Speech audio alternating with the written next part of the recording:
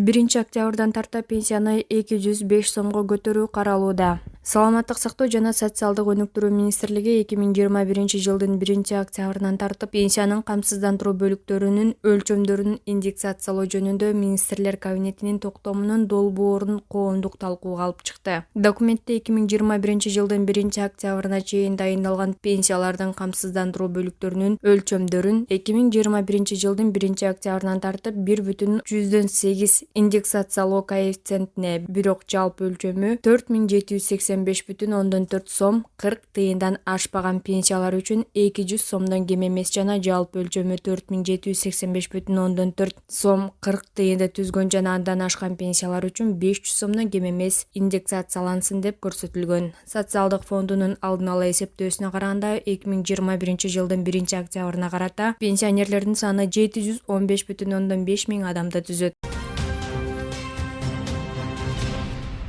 Күрөш федерациясы өкмөткө нааразычылыгын билдирди. Мамлекет күрөш боюнча улуттук курама командага татыктуу шарт түзүп берген эмес. Бул туурасында күрөш федерациясы кабарлады. Токио олимпиадасы аяктады. Эми Париж 2024 даярдануу башталат. Бизде иштей турган жана ойлоно турган нерселер көп. Кыргыз өлкөсү олимпиадалык алтынды күткөн, бирок мамлекет бул үчүн эмне кылды? Балбандардын спорт комплекси жок. Ал тургай өздөрүнүн машыгуу залы да жок. Улуттук команда жеке бөлмөлөрдү ижарага алат. Өлкөнүн түштүгүндө спорт интернат жок. Машыктыруучулардын айлыгы аз. Жаш балбандар турнирлерге бараардан мурун демөөрчүлөрдөн акча издешет. Эмнеге олимпиаданын 5-7 орундары үчүн акчалай сыйлыктарды алып салды. Айпер Эмедет кызы татыктуу күрөшүп, 16 балбандын ичинен 5-орунду камсыздады. Олимпиадага чейин федерация уят кылуучу шарттарга туш болгон. Олимпиада улуттук команданын кошумча чыгымдарын жабат. Кымбат баалуу дары-дармектер менен камсыздайт жана вице-президенттерди, бюро мүчөлөрүнүн жеке каражаттарынан жөнөтөт. Дүйнөлүк күрөш уюмуна мүчө болуу үчүн милдеттүү түрдө жыл сайын төлөнүүчү төлөмдөрдү, калыстык лицензияларды төлөйт, деп жазды күрөш федерациясы. Мындан тышкары күрөш федерациясы өлкөдө талапка жооп бере турган спорт комплекстер жок экендигин баса белгилеген. Биз дүйнө чемпионаттарын өткөрүүнү каалайбыз, бирок ылайыктуу аренанын жоктугунан улам өткөрө албайбыз. Биздин спортордорубуз буга чейин 2018 жылы күрөш боюнча Азия чемпиондугун өткөргөн. Бирок дүйнөлүк күрөш уюму бизге көптөгөн суроолорду берип, Азия чемпиондугу аяктагандан кийин бизди 20 000 франк Швейцария акчасы менен айып салган, деп жазылды. Ошол эле учурда федерация 2021 жылы сентябрда Азия чемпиондугун Бишкекте өткөрүүгө уруксат берүү өтүнүчү менен кайра өкмөткө кайрылган, бирок мамлекет кошумча каражат бөлүп бербегендиктен токтогон. Биздин дүйнөдөгү эң күчтүү спортчуларыбыз стандарттардан алыс шарттарда машыгышат, бирок алар эч нерсеге карабай ушундай сонун жыйынтыктарга жетишүүдө, деп жазат федерация. Кызматкер кызды калькулятор менен чапкан киши камакка алынды. Бишкектеги соода борборлорунун биринде сатуучу кызды калькулятор менен башка чапкан 29 жаштагы жаран шаардык милициянын убактылуу кармоочу жайына киргизилди. Бул туурасында Октябрь райондук милициясынан билдирет. Маалыматка караганда, жаран абакта 48 саат кармалып, андан соң Октябрь райондук соту тарабынан бөгөт чарасы тандалат. Учурда тергөө амалдары уланып жатат. Эске салсак, окуя 2 август күнү Горький жана 7 апрель көчөлөрүнүн кесилишиндеги соода борборунда болгон. Арыз жазган кыздын айтымында, ал күнү бейтааныш эркек киши мас болуп алып, аны менен урушуп сөгүнгөн. Чатакташып жатканда калькулятор менен башка чапкан. Аталган факты алгач кылмыш жана жоруктардын бирдиктүү реестрине Жоруктар кодексинин 119-беренеси менен каттоого алынган, бирок кийин иш кайра 266-беренеге өзгөртүлдү. Бала бакчалары ачылабы? Кыргыз Республикасынын Билим берүү жана илим министринин орун басары Надира Жусупбекова бүгүн 13 августта өткөн маалымат жыйынында бала бакчаларды ачуу жана алардын иштөө алгоритмине байланыштуу маселе чечиле электигин билдирди. Анын айтымында, бул мектепке чейинки билим берүү чөйрөсүнүн иштөөсүнүн башкача болгондугуна байланыштуу. Ушуга байланыштуу бул маселе азыр чечиле элек, бирок аны августтун аягына чейин иштеп чыгууга убада беребиз, дейт ал. Акимдерге 60 миллион сомго унаа сатып алынбайт. Президент тендерди жокко чыгарууну тапшырды. Кыргыз Республикасынын президенти Садыр Жапаров Кыргыз Республикасынын президентинин иш башкармалыгынын алдындагы автотранспорт бирикмеси тарабынан райондук администрация башчыларына 60 миллион сомго унаа сатып алууга жарыяланган тендерди жокко чыгарууну тапшырды. Бул туурасында бүгүн 13 августта мамлекет башчысынын басма сөз катчысы Эрбол Султанбаев билдирди. Бул чечим өлкөнүн экономикалык оор ошондой эле аталган маселе боюнча коомчулуктун пикирин эске алуу менен жана бюджеттин өтө зарыл болбогон чыгымдарын азайтуу үчүн кабыл алынды, дейт Эрбол Султанбаев. Быйыл мектептер 15 сентябрда башталат. Кыргызстандагы билим берүү мекемелеринде жаңы окуу жылы 15 сентябрда башталат. Бул туурасында Министрлер кабинетинин маалымат кызматы билдирди. Тиешелүү чечимге Министрлер кабинетинин төрагасы Улукбек Марипов кол койду. Окуу жылынын башталышын 15 күнгө жылдыруу чечими билим берүү сапатын камсыздоо үчүн өлкөдөгү эпидемиологиялык кырдаалга ылайык оффлайн режиминде билим алууга акырындык менен өтүү максатында кабыл алынды.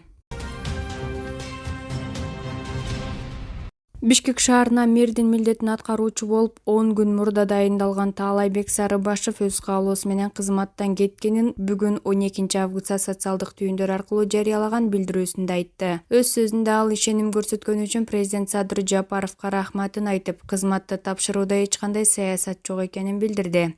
Айрым себептерге байланыштуу жеке өзүмдүн чечимим деп айтты жана алдыда жакшы максаттар бар экенин кошумчалап, ал тууралуу жакын арада кабарлай турганын белгиледи. Жылдыз Бакашева баласы менен таксиде иштеген жарандын абалын жеке көзөмөлүнө алат. Кыргыз Республикасынын Министрлер кабинетинин төрагасынын орун басары Жылдыз Бакашева баласы менен таксиде иштөөгө мажбур болгон жарандын абалын жеке көзөмөлүнө алды. Эскерте кетсек, Нурило Мухамеджанов 2 баланын атасы. Анын жубайы 1 ай мурун экинчи баласын төрөгөндөн кийин каза болгон. Анын айтымында кызым бала бакча албай жаткандыктан ал кызы менен таксиде иштөөгө мажбур болууда. Бүгүнкү күндө жаш бала Свердлов районунун номер 171 бала бакчасына кирүү үчүн электрондук кезекке киргизилди. Мындан тышкары Жылдыз Бакашева Саламаттык сактоо жана социалдык өнүктүрүү министрлигине кызматтык териштирүү жүргүзүп, жарандын жубайынын каза болгондугунун жагдайы боюнча маалымат берүү тапшырылды.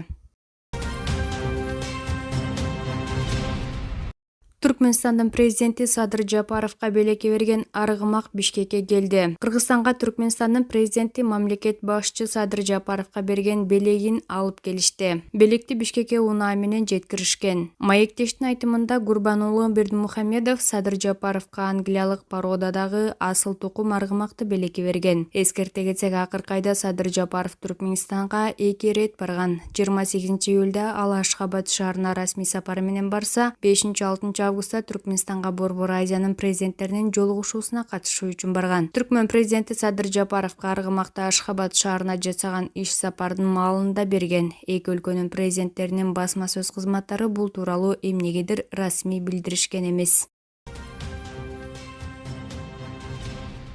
Асылбек Жээнбековдун баш коргоо чарасы өзгөртүлгөн жок. Кечээ 11 августта Бишкек шаардык соту жогорку кеңешинин депутаты Асылбек Жээнбековдун баш коргоо чарасын карап, Бишкектин 1-Май райондук соту чыгарган чечимди күчүндө калтырды. Ал 30 сентябрга чейин УКМКнын тергөө абагында калат. Жогорку кеңештин депутаты Асылбек Жээнбеков ушул жылдын 31 майында коомдор ишине байланыштуу 2 айга камакка алынган. Аны менен кошо депутат Төрөбай Зулпукаров, экс-депутаттар Исхак Приматов, Талант Узакбаев, мурунку премьер-министр Өмүрбек Бабанов камалган. Исхак Приматов үй камагына чыгарылса, ал эми мурунку премьер-министр Өмүрбек Бабановдун баш коргоо чарасы өзгөртүлүп, чет жерге дарылануусуна уруксат берилген. Бишкектеги Айчүрөк дүрдүйнө дүкөнүнө жардыруучу зат коюлганы боюнча маалымат берген аял кармалды. Бул туурасында УКМК билдирди. УКМКнын ыкчам тергөө тобу утсумдагы жардыруучу каражат коюлгандыгын жана барымтага алгандар бар экенин телефон чалып кабарлаган адамды аныктоо боюнча иш алып барган. Факт боюнча топтолгон материалдар кылмыш жана жоруктардын бирдиктүү реестрине Кылмыш жаза кодексинин 246-беренеси терроризм актысы боюнча жалган маалымат берүү боюнча каттоого алынган. Иштин алка абагында Сокулук районунда туулган 1994 аял кармалды. Ал ГУМдан Нур Телеком компаниясынан сим-карта сатып алып, сумга бомба коюлганын жана адамдар барымтага алынганы боюнча жалган маалымат берген. Алдын ала маалыматтар боюнча аялдын мындай кылмышка баруусуна аталган соода борбордо иштеген күйөөсү менен урушуп кеткени себеп болгон дейт УКМКдан. Учурда аялдын мүмкүн болгон шериктерин аныктоо боюнча иштер жүрүп жатат. УКМК мындай жалган маалыматтар үчүн кылмыш иши каралганын эскертти. Ар бир окуучу 1000 сом төлөп мектепке кирет. Кыргыз өлкөсүндө 2283 мектеп бар. Ал эми окуучулардын саны миллиондон ашат. Миллиондон эле деп коелу. Аны 1000ге көбөйтсө 10 миллиард сом болот. Учурда билим министри Купешев кошумча төлөм механизмин киргизүү мүмкүнчүлүгүн карап жатат. Министрдин айтымында төлөм жылына бир жолу эле берилет. Эгер үй бүлөдө 4-5 бала мектептен окуса, 4-5 миң сом мектепке камдап коюшу керек. Купешев ата-энелер ансыз деле мектепти каржылап жатышканын айтып, кошумча төлөмдү киргизүү конституцияга каршы келбей турганын, анткени ата-энелер билим берүүнүн сапатын эмес, инфраструктурасыны каржылашканын баса белгилеп өттү. Алдын ала берилген маалыматтар боюнча шаардагы мектептердин окуучулары 1000 сом, айылдарда 800 сом кошумча төлөм төлөйт. Бул туурасында билим берүү жана илим министри Болотбек Купешев маалымат жыйынында билдирди. Ал мектептердеги фонддор ата-энелер, окуучулар жана мугалимдер менен жетекчилер үчүн да көйгөйлүү маселелер болуп келгенин айтат. Азыр биз мектеп жетекчилери менен жолугушуп, бул маселени талкуулап жатабыз. Акча төлөй албаганы үчүн окуучуну, акча чогултпагандары үчүн мугалимди мектептен кууп чыгуу туура эмес. Биз ата-энелерди билим берүү мекемелерин колдоого салым кошууга чакырабыз. Төлөм жылына бир жолу берилет. Бул маселени ата-энелер менен талкуулайбыз. Май кармаган бармагын жалайт. Акыркы министрлерден Алмазбек Бейшеналиев билим берүү системасында гүленчиликти жактаса, Каныбек Исаков өзүнүн 25 жашар студентине эл агартуу отличнигин алып берип элдин оозун ачкан. Ал эми андан мурунку министр Гүлмира Кудайбердиева окуу китептерин Индиядан ката толтуруп чыгарып, элдин оозун ачкан. Эми министр окуучуларга акча төлөшүн талап кылууда. Деги министрлерге жарыйбызбы? Кыргызстанда акысыз билим берүүгө басым жасап келатабыз. Конституциянын 20-беренесинин 5-бөлүмүнүн 9-пунктунда мамлекеттик билим берүү уюмдарында негизги жалпы жана орто жалпы билимди акысыз алуу белгиленген. Ушул эле Конституциябыздын 45-беренесинин 2-бөлүмүндө билим берүү акысыз экенин таасын белгилеп кеткен. Мыйзамда жазылганын окуп, социалисттик идеологиянын күчтүү экенине моюн сунабыз. Автор Азизбек Келдибеков.